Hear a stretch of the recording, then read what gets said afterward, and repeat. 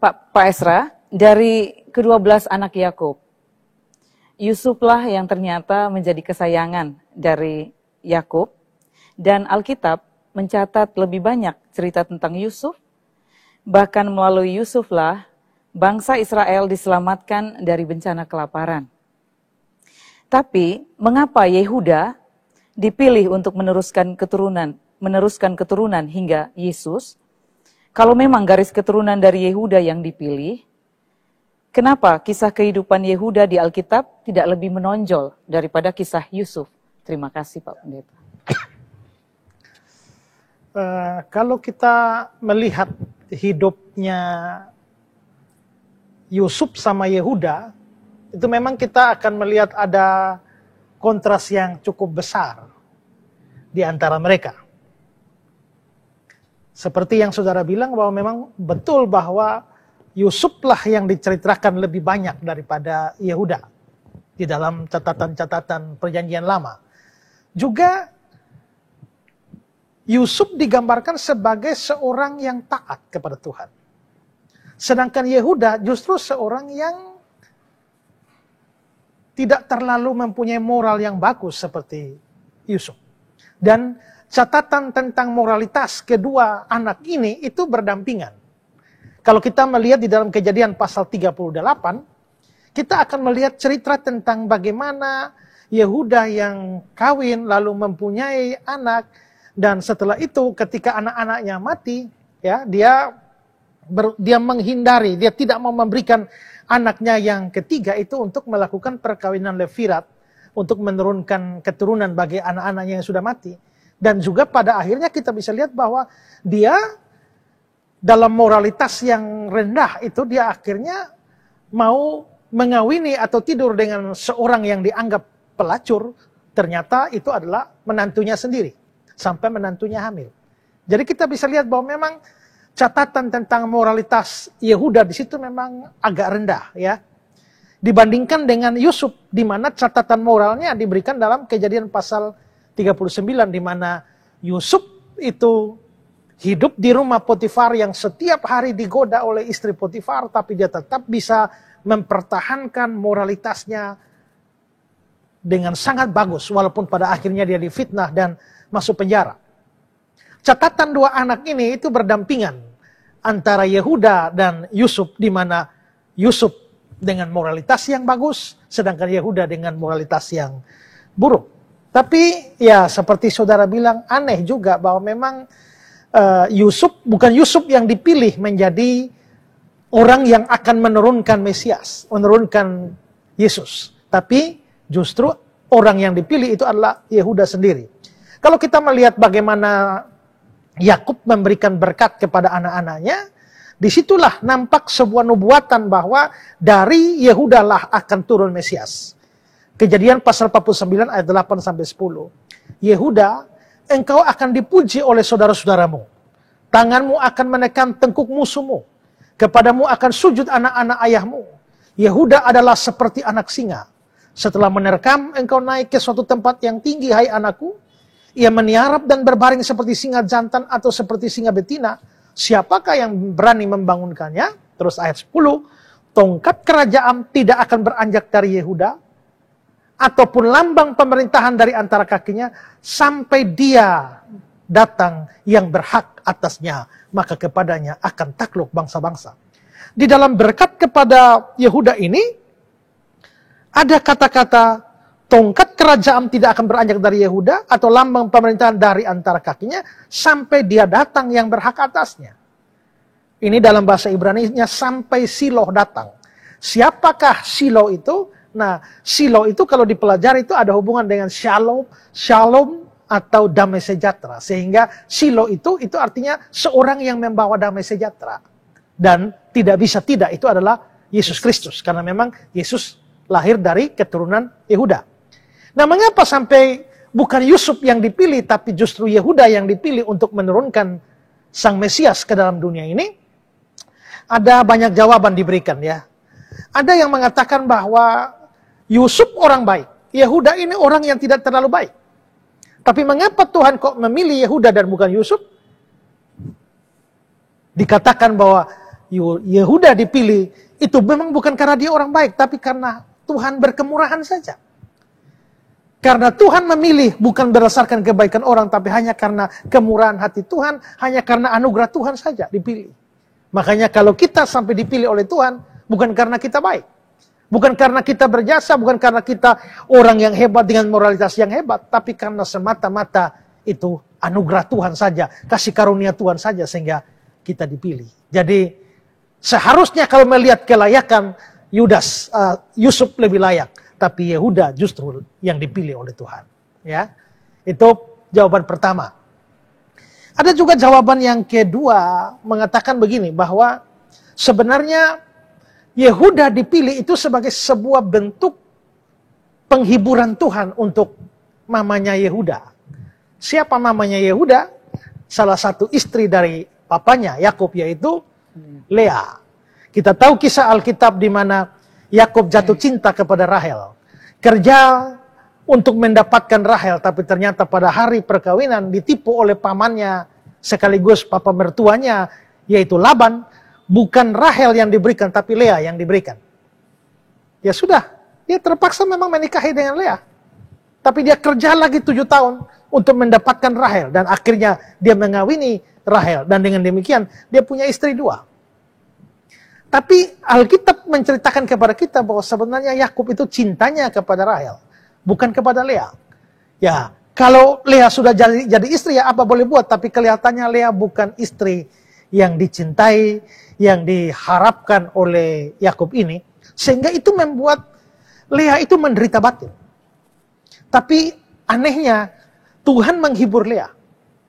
Menghibur Lea dengan memberikan kepada Lea itu banyak anak. Ya, dalam Kejadian 29 ayat 30, Yakub menghampiri Rahel juga. Malah ia lebih cinta kepada Rahel daripada kepada Lea. Demikianlah dia bekerja pula pada Laban 7 tahun lamanya.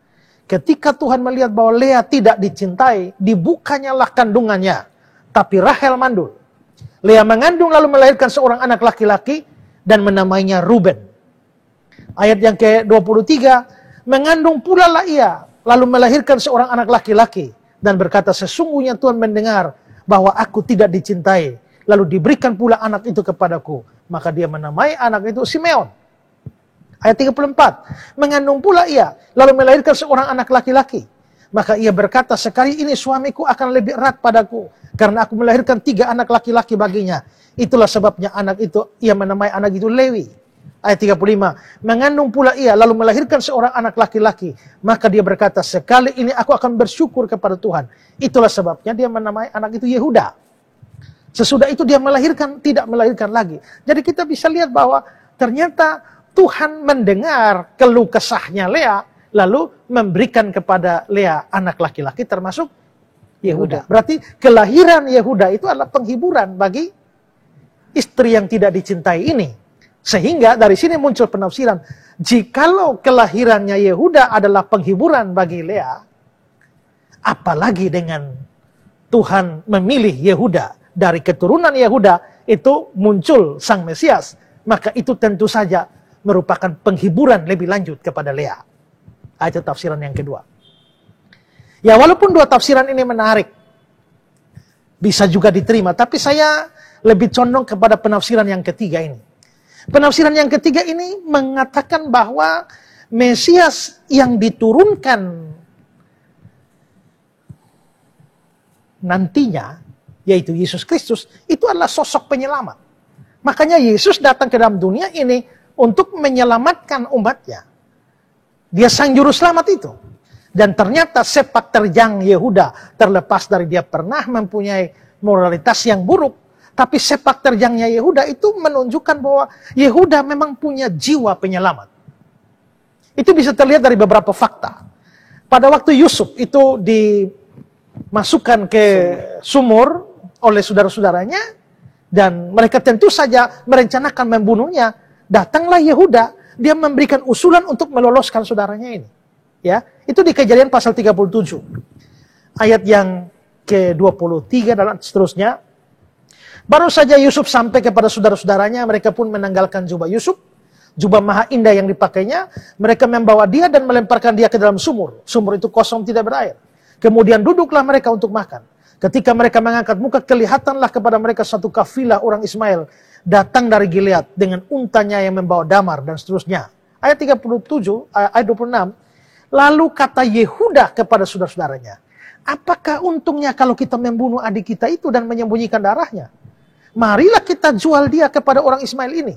Tapi janganlah kita apa-apakan dia, karena dia saudara kita, darah daging kita. Dan saudara-saudaranya mendengar perkataannya itu. Berarti di sini memang Yehuda rencana secara sengaja mau menyelamatkan Yusuf. Tapi dengan alasan dijual daripada dibunuh. Maka di situ kita bisa lihat jiwa penyelamat dari Yehuda. Lalu kita juga baca ketika Yusuf sudah jadi Perdana Menteri di Mesir. Lalu kelaparan terjadi sehingga anak-anak Israel harus pergi beli makan di Mesir. Nah, beberapa kali beli makan lalu dikatakanlah bahwa Yusuf yang sudah jadi Perdana Menteri bilang, kamu tidak bisa beli makan lagi kalau tidak bawa adikmu yang satu, yaitu Benyamin. Ya. Nah, tapi Yakub yang sudah kehilangan Yusuf tidak mau mengizinkan Benyamin sama sekali. Lalu bagaimana? Siapa yang berdiri dari anak-anak Yakub berdiri untuk mempertaruhkan dirinya untuk menjamin keselamatan dari Benyamin? Yehuda. Ya.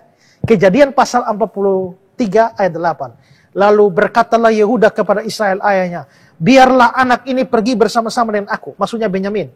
Maka kami akan bersiap dan pergi supaya kita tetap hidup dan jangan mati, baik kami maupun engkau dan anak-anak kami. Dia tampil sebagai sosok yang akan membela dan menyelamatkan keluarganya dengan menjamin Benyamin. Ternyata Yusuf di tanah Mesir membuat sebuah mengerjai mereka dengan cara memasukkan piala di karungnya si Benyamin, sehingga akhirnya Benyamin harus kembali ditangkap. Benyamin harus ditinggalkan di Mesir. Pada waktu Benyamin harus ditinggalkan di Mesir, itulah yang tampil untuk menawarkan diri sebagai gantinya itu Yehuda. Ya, Kejadian 44 ayat 16 dan seterusnya. Sesudah itu berkatalah Yehuda, apakah yang akan kami katakan kepada Tuanku? Apakah yang akan kami jawab dan dengan apakah kami membenarkan diri kami? Aku telah memperlihatkan kesalahan hamba-hambamu dan seterusnya. Lalu ayat 18. Lalu tampillah Yehuda mendekatinya dan berkata, mohon bicara Tuanku. Izinkanlah kiranya hamba ini mengucapkan sepatah kata kepada Tuanku. Nah, lalu akhirnya Yehuda mulai menceritakan bahwa bapaknya tuh punya 2 anak ya, dari istri yang disayangi Rahel itu, lalu anaknya satu tuh sudah mati. Ya, dia tidak ceritakan sebenarnya, tapi anaknya itu sudah mati, lalu tinggal yang satu ini. Bahkan untuk bawa anak yang satu ini saja, dia pasang dada untuk ini. Lalu sekarang sudah terjadi begini dan Benyamin harus ditinggalkan. Gimana nasibnya? Yehuda berkata di ayat 32, tetapi hambamu ini telah menanggung anak ini terhadap ayahku dengan perkataan, jika aku tidak membawanya kembali kepada bapa, maka akulah yang berdosa kepada bapa untuk selama-lamanya. Oleh sebab itu, baiklah hambamu ini tinggal menjadi budak tuanku menggantikan anak itu. Dan biarlah anak itu pulang bersama-sama dengan saudara-saudaranya. Sebab masakan aku pulang kepada ayahku, apabila anak itu tidak bersama-sama dengan aku tidak akan sanggup melihat nasib celaka yang akan menimpa ayahku. Nah, kalau begitu kita bisa lihat sosok Yehuda lagi tampil sebagai orang yang mempunyai jiwa untuk menyelamatkan. Dalam hal ini adalah Benyamin, adiknya. Nah, karena itulah maka Yehuda ini orang dengan sosok penyelamat dan dia teguh di dalam rela berkorban dan kuat hatinya di dalam urusan menyelamatkan itu. Makanya pada waktu Yakub memberikan berkat, Yakub menganggap Yehuda ini seperti singa. Seperti ayat yang kita baca tadi ya. Yehuda adalah seperti anak singa. Setelah menerkam engkau naik ke suatu tempat yang tinggi, hai anakku, meniarap berbaring seperti singa jantan atau seperti singa betina. Siapakah yang berani membangunkannya? Dan ternyata sifat itu seperti sifatnya Yesus. Sehingga nanti di dalam Wahyu 5 ayat 5 dikatakan, jangan engkau menangis, sesungguhnya singa dari Yehuda, yaitu tunas Daud, telah menang. Yesus disebut sebagai singa dari Yehuda. Jadi menurut saya, ya, mengapa Yehuda yang dipilih? Karena memang ada jiwa menyelamatkan dan itu setara dengan sifat yang akan dipunyai oleh Sang Mesias. Dan karena itulah sebuah penghargaan diberikan kepada dia dengan janji bahwa justru Mesias akan diturunkan dari keturunannya. Nanti kita lihat pada zaman perpecahan kerajaan. Sementara suku-suku yang lain ada di sana, tapi Yehuda ada di sini. Ya, bersama dengan Benyamin. Dan nanti kita juga bisa lihat bahwa dari nama Yehuda itulah muncul nama Yahudi.